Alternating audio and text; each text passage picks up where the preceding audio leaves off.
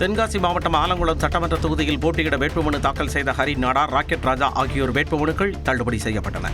ஆலங்குளம் தொகுதியில் போட்டியிடுபவர்களில் வேட்புமனு பரிசீலனை செய்யப்பட்டன. அப்போது ராக்கெட் ராஜாவை முன்மொழிந்த நபர் ஒருவர் வாக்காளர் பட்டியல் விவரங்களை தவறாக அளித்துள்ளதாகவும், சிறையில் உள்ள ஹரி நாடார் முகவர் மூலம் வேட்புமனு தாக்கல் செய்தது செல்லாது எனவும் கூறி தேர்தல் நடத்தும் அலுவலர் 20 மனுக்களையும் தள்ளுபடி செய்தார்.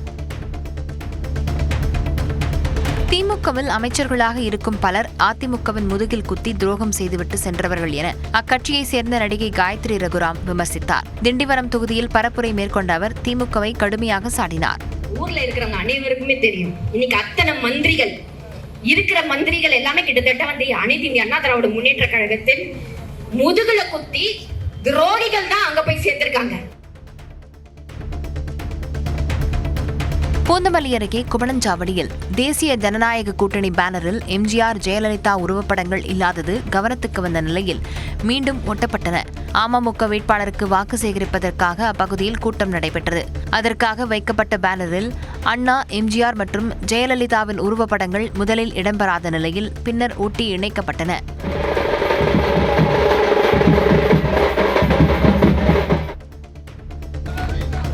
சென்னை சோழிங்கநல்லூர் திமுக வேட்பாளர் அரவிந்த் ரமேஷ் இரவு 9:40 மணியானதால் சாலையில் ஓடியபடியே வாக்கு சேகரிப்பில் ஈடுபட்டார். வாகனம் செல்ல முடியாத அளவிற்கு மக்கள் சூழ்ந்திருந்ததால் வாகனத்தை விட்டு கீழே இறங்கிய அவர் திடீரென ஓடிக்கொண்டே வாக்கு சேகரிப்பில் ஈடுபட்டார். பரப்புரைக்கு இரவு 10 மணி வரை மட்டுமே தேர்தல் ஆணையம் அனுமதித்திருப்பதால் அவர் ஓட்டமும் நடையுமாக வாக்கு சேகரிப்பில் ஈடுபட்டதாக கூறப்படுகிறது.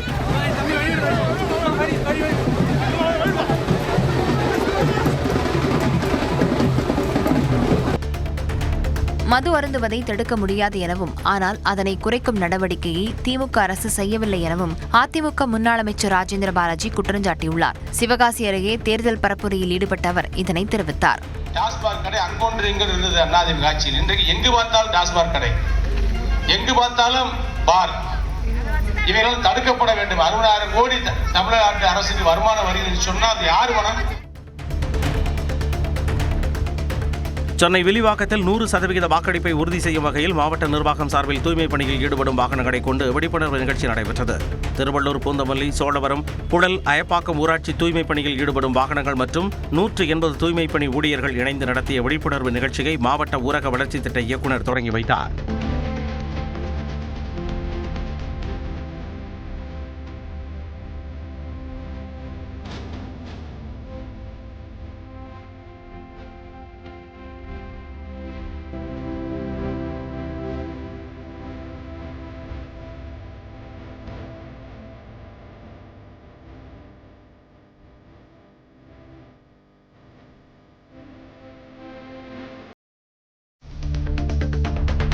கோவை மாவட்டம் சூலூர் சட்டமன்ற தொகுதி திமுக வேட்பாளர் தளபதி முருகேசன் டீ கடையில் பஜ்ஜி போட்டு வாக்கு சேகரித்தார். சூலூர் தொகுதிக்குட்பட்ட கள்ளப்பாளையம், பாப்பம்பட்டி, அக்கநாயக்கன்பாளையம், வடவள்ளி, சுல்தான்பேட்டை பகுதிகளில் தளபதி முருகேசன் தீவிர பரப்புரையில் ஈடுபட்டார். அப்போது கள்ளப்பாளையம் பகுதியில் டீ கடையில் பஜ்ஜி சுட்டு வாடிக்கையாளர்களிடம் அவர் வாக்கு சேகரித்தார்.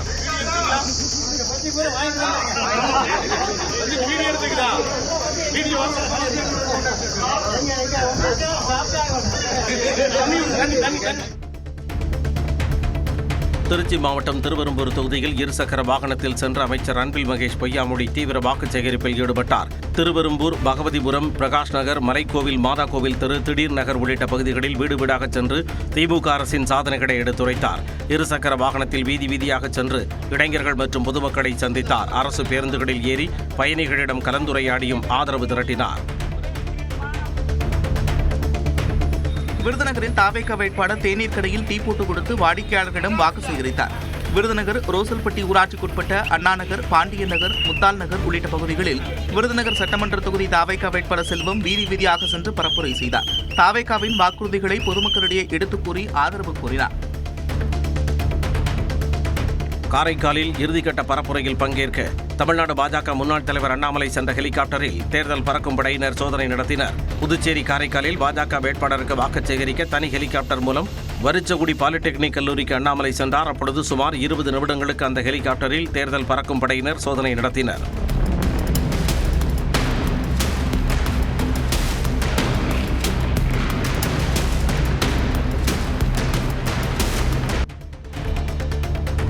இந்தியாவை விட பாகிஸ்தான் முக்கியத்துவம் வாய்ந்ததாக மாறிவிட்டது என காங்கிரஸ் கட்சியைச் சேர்ந்த கர்நாடக சுகாதாரத்துறை அமைச்சர் தினேஷ் குண்டுராவ் தெரிவித்தார்.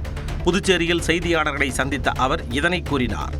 Pakistan has become more important to the world than India. That is the achievement of Mr. Narendra Modi. Today America wants Pakistan. Everybody wants Pakistan. Pakistan is negotiating. Where is India? Where is our Vishwaguru?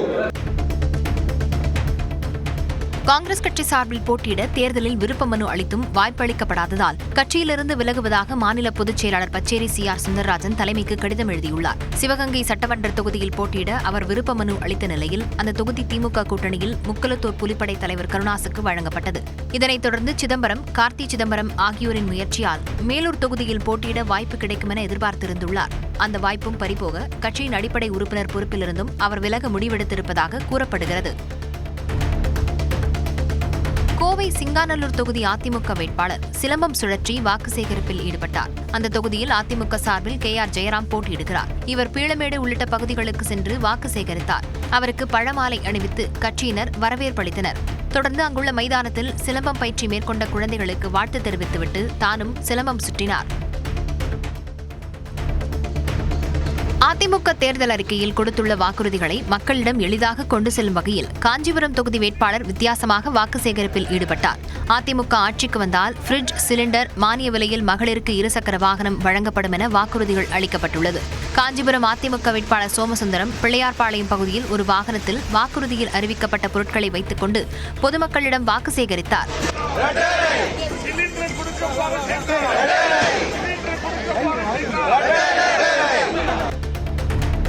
Namakkal மாவட்டம் திருச்செங்கோடு தொகுதிக்கு 2000 கோடி ரூபாய்க்கு திட்டங்கள் கொண்டு வந்திருப்பதாக கொங்குநாடு மக்கள் தேசிய கட்சித் தலைவரும் திருச்செங்கோடு தொகுதி திமுக கூட்டணி வேட்பாளருமான ER ஈஸ்வரன் தெரிவித்தார்.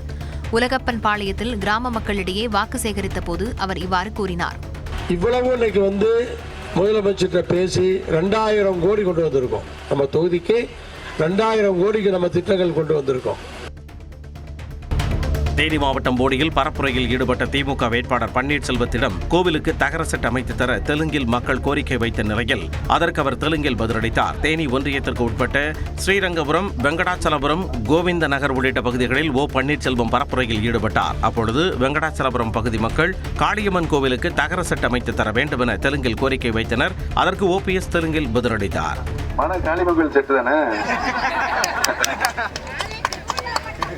நானும் மன மனுஷிதான்.